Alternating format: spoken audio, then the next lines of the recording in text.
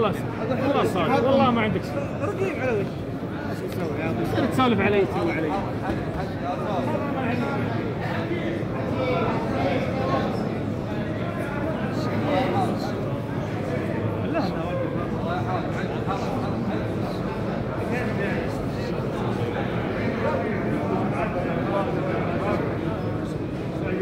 السلام عليكم يا رسول الله.